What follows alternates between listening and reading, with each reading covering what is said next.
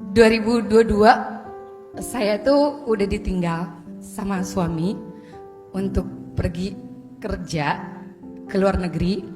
Tujuannya sih memang untuk memperjuangkan aku dan anakku. Saat itu anakku berusia 1,5 tahun. Sekarang udah 4,5 tahun, alhamdulillah. Dia tumbuh besar tanpa parenting dari ayahnya, yang mana selama ini dia tumbuh besar bersama saya. Alhamdulillah selama beliau di sana, saya sangat menjaga baik marwah suami saya, Pak Ustadz, sampai detik ini. Begitupun saya jaga dengan baik anak saya. Awalnya berjalan begitu mudah, nggak pernah ada masalah di antara kami. Tapi lambat laun konflik tuh datang ke kami.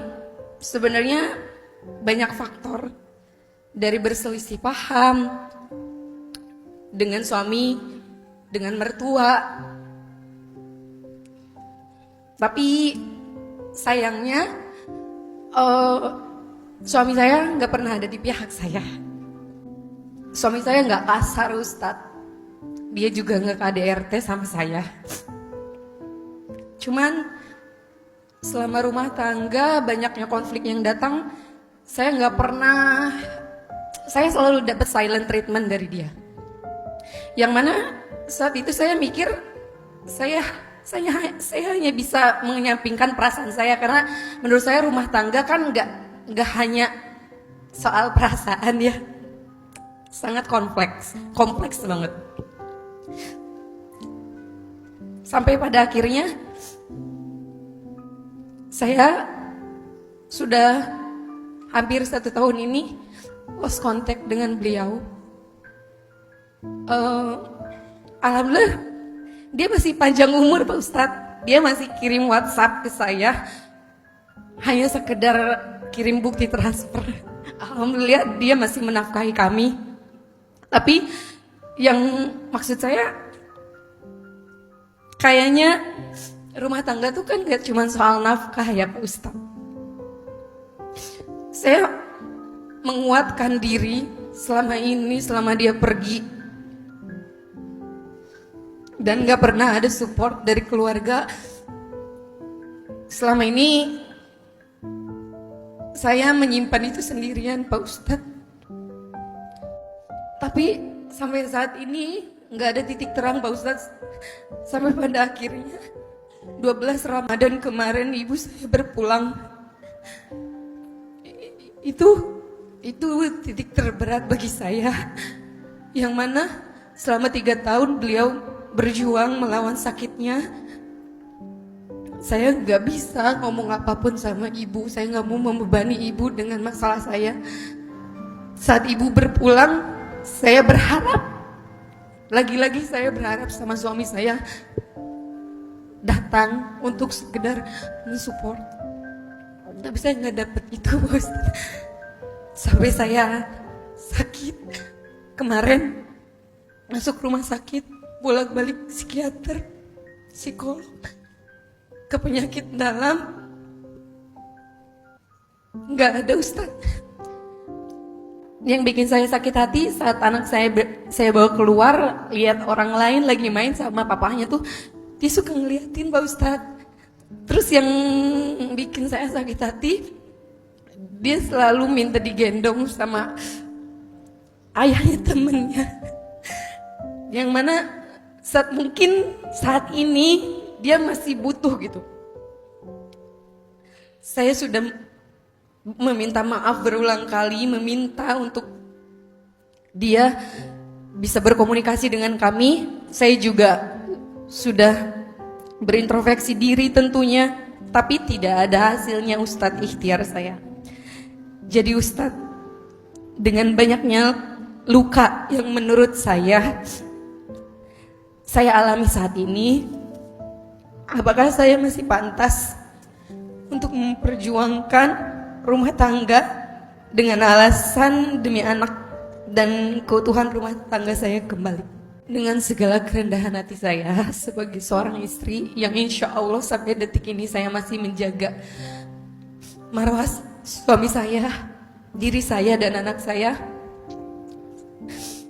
Jika memang menurutnya saya sangat-sangat bersalah dan berdosa sebagai seorang istri selama ini, saya memohon ampun, saya meminta maaf. Saya hanya ingin dia bisa membuka komunikasi, paling tidak untuk anaknya, karena sekarang dia udah banyak pertanyaan Ustadz, dan saya udah kehabisan alasan buat dia.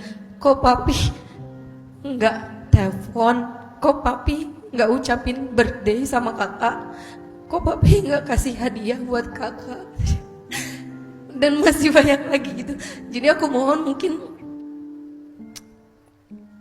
terlepas dari ketidakharmonisan keluarga kami, baik saya dengan mertua, saya hanya ingin anak saya tidak mendapatkan hal yang buruk.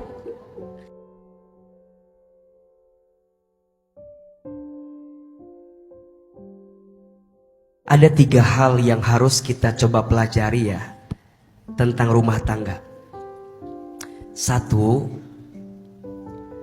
rumah tangga itu ibadah yang paling lama. Kalau rumah tangga itu ibadah, berarti setiap perjuangannya ada pahala atau tidak? Pahalanya kecil apa besar? Kalau pahalanya besar, godaannya dikit apa banyak? Maka izin ya, perjuangkan rumah tangga sampai di titik mana kita bisa bertahan dengan segala kebaikan. Berpisah, bercerai harus jadi opsi yang terakhir, sangat terakhir, setelah semua tidak bisa diperbaiki lagi. Bercerai itu boleh walaupun dibenci oleh Allah. Dan ingat, ketika kita memilih untuk bersama, berjuang, mempertahankan rumah tangga, bukan karena semata-mata aku mencintaimu, kamu mencintaiku, tapi betul tadi bahwa ada seseorang yang Allah titipkan kepada kita. Siapa? Anak. Walaupun ahilman tidak membenarkan juga seseorang bertahan karena anak, bukan itu. Bertahannya bukan karena anak, tapi bertahannya memang kita sepakat untuk memperbaiki hubungan di antara kita. Kekurangan ada, kehilapan ada, kesalahan pasti ada, tapi fokusnya perbaikan. Aku tidak menikahimu karena masa lalumu, tapi aku menikahimu karena masa depan bersamamu. Engkau mau menjadi pribadi yang makin baik ke depan. Ingat, kenapa istri harus bahagia? Karena anak tidak akan mungkin bahagia kalau ibunya tidak bahagia. Maka ibu, istri harus bahagia. Suami juga sama, harus mulia. Karena suami tidak akan mungkin mendapatkan kemuliaan jadi seorang ayah kalau istrinya tidak pandai memuliakan suaminya. Kalau niatnya ibadah, kita akan menemukan jawaban. Semua perjuangan rumah tangga kita pasti ada pahalanya. Teteh lagi diuji rumah tangga. Suami masih sayang rasanya sama teteh. Beliau masih ngasih nafkah. Tapi mungkin yang Aa pahami, ada luka yang tidak bisa diceritakan oleh beliau. Ada perasaan mungkin yang tidak bisa diungkapkan. Ada kekosongan di hati. Apalagi mohon maaf, jaraknya berjauhan. Yang dekat aja.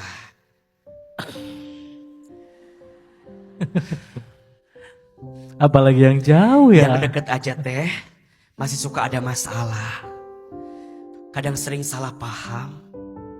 Mungkin juga yang jauh begitu. Jadi kalau AA boleh memberi nasihat, semoga ada rezekinya, semoga ada izinnya. Kalau suami bekerja di luar negeri, mungkin cari tahu di mana lokasinya. Kalau ada kesempatan, ajak anak temui ke sana.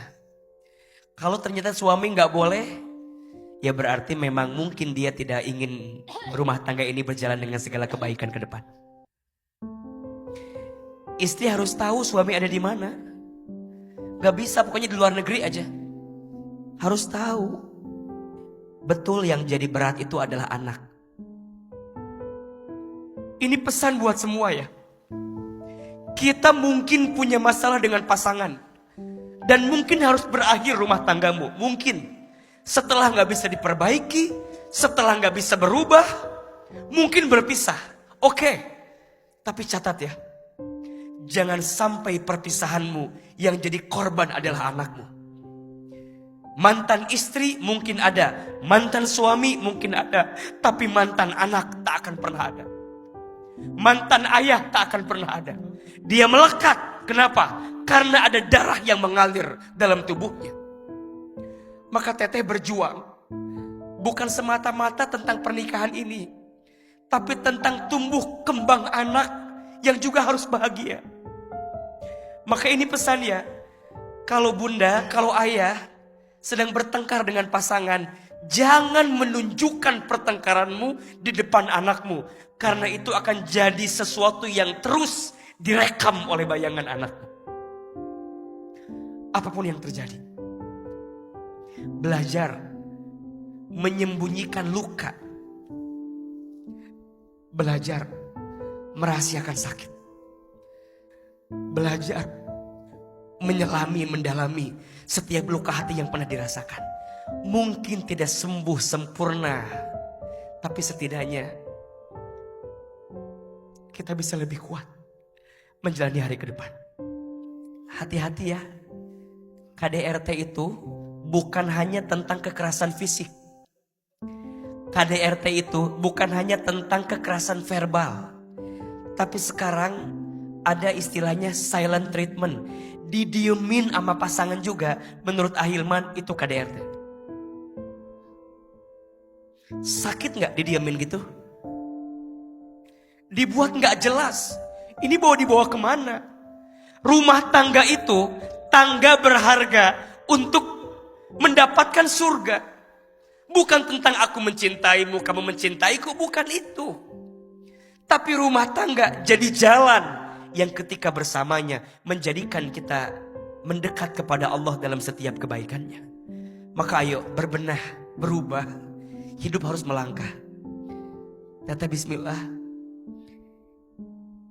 Kalaupun nanti harus patah dan semua selesai,